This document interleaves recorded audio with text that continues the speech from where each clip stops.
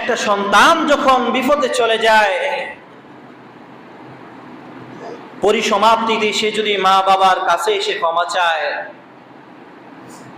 ভালো পথে চলে আসে, মা বাবা অনেক খুশি হয়ে যায়। তেমনি ভাবে আমার আল্লাহ সুবহানাহু ওয়া তাআলা মানুষদেরকে বানিয়েছেন আল্লাহর ইবাদতের জন্য।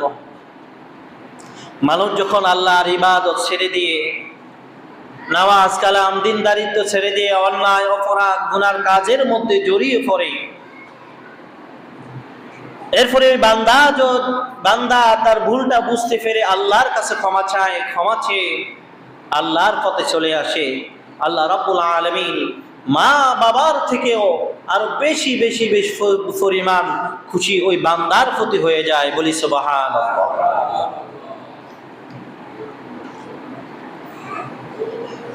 আল্লাহ রাসূল সাল্লাল্লাহু আলাইহি সাল্লামের একটা হাদিস আছে এই বিষয়ে।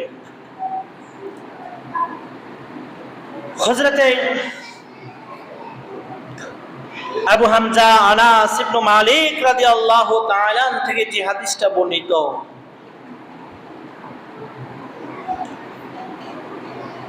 আল্লাহ নবী সাল্লাল্লাহু আলাইহি ওয়াসাল্লাম বলে দিয়েছেন,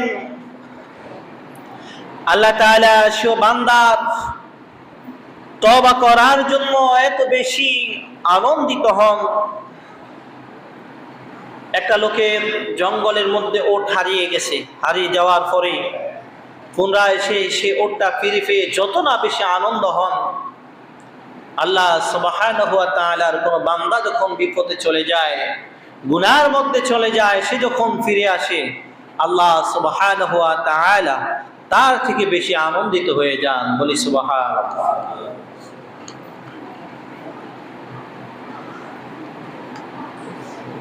মুসলিম শরীফের আরেক হাদিসে এই কথাটা এরকম এসেছে, বান্দা যখন গুনাহ থেকে ফিরে যায়, ফিরে আসে, তওবা করে, আল্লাহর কাছে ক্ষমা চায়, ক্ষমা চেয়ে নামাজ কালাম দিনদারিত্বের মধ্যে চলে আসে, তখন আল্লাহ কত খুশি হন জানেন? আল্লাহ নবী সাল্লাল্লাহু আলাইহি সাল্লাম জানিয়ে দিলেন, যেন একজন পথিক জনহীন প্রান্তরে, মরুভূমির জনহীন প্রান্তরে একা একা চলতেছেন,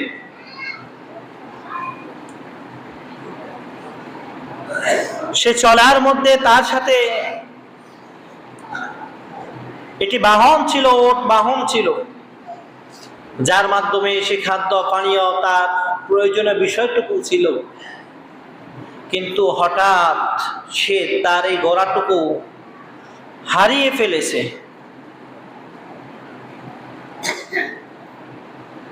হারিয়ে ফেলার পরে সে অনেক খোঁজাখুঁজি করার পরেও তার বাহনটুকু সে পেল না। না পেয়ে সে ক্লান্ত শরীরটা নিয়ে একটা গাছের ছায়ার নিচে সে বসে পড়ছে। সেখানে সে ঘুমিয়ে পড়ল। ঘুম থেকে জেগে উঠে দেখে যে তার সে বাহনটা, তার মালামাল যা ছিল সব নিয়ে তার সামনে উপস্থিত। বলি সুবহানাল্লাহ। যেখানে খাদ্যের ব্যবস্থা নাই, পানির ব্যবস্থা নাই, এত দুর্গম একটা জায়গায় তার বাহনটুকু হারিয়ে ফেলেছে, খাবার দাবারের ব্যবস্থা সে হারিয়ে ফেলেছে। অবশেষে সেটা তার কাছে পেয়ে সে আনন্দ, এত বেশি আনন্দিত হয়েছে, এত বেশি আনন্দিত হয়েছে, আনন্দের ঠেলায়, সে খুশির ঠেলায় সে আল্লাহর কাছে বলে ফেলল, আল্লাহুম্মা আনতা আবদি ওয়া আনা রাব্বুকা। খুশির ঠেলায় সে উল্টা বইলা ফেলছে। খুশির ঠেলায় সে বলল, আল্লাহুম্মা আনতা আবদি, আল্লাহ আপনি আমার বান্দা, ওয়া আনা রাব্বুকা, আমি আপনার প্রভু। এটা বলা জায়েজ নাই, হারাম, এটা শিরকি কথা। কিন্তু হাদিসে এসেছে যে লোকটা খুশি পর্যায়ে কথাটা বলতে গিয়ে উল্টা বলে ফেলছে, ভুল বলে ফেলছে, মানে এত বেশি খুশি হয়েছে।